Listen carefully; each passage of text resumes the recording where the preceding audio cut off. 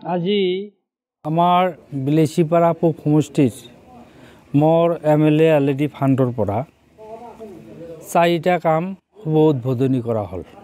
মোৰ লগত মোৰ জিলা সভাপতি মুফতি ইয়াহিয়া ডাঙৰীয়া, আমাৰ কেন্দ্ৰীয় কমিটিৰ সাধাৰণ সম্পাদক শ্ৰী গংগাধৰ ৰায় ডাঙৰীয়া, আমাৰ সমষ্টি কমিটিৰ সভাপতি আবুল কাসেম আহমেদ, আমাৰ প্ৰাক্তন বিধায়ক প্ৰশান্ত কুমাৰ বৰুৱা ডাঙৰীয়া আৰু অন্যান্য বিভিন্ন পৰ্যায়ৰ বিভিন্ন আমাৰ বিলেচিপাৰা পূব সমষ্টিৰ মুৰব্বীসকলক লৈ মই 4টা কামৰ শুভ উদ্বোধনী কৰিলোঁ।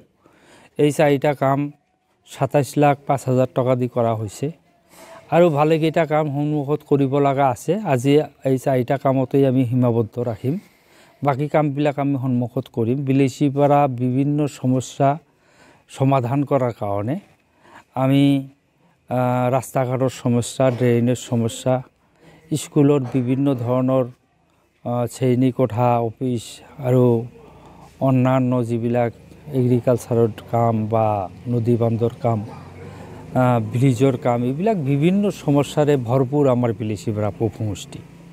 তথাপিও এইবেলি চৰকাৰে আমাক 56 লাখ টকা দিছে মোৰ বিধায়ক পুঁজি। এই 56 লাখ টকাৰ পুঁজিৰে মই আপাতত 4টা কাম শুভ উদ্বোধনী কৰিলোঁ। বাকী টকাৰে আমি সন্মুখত উদ্বোধনী কৰাৰ কাৰণে চেষ্টা কৰিম।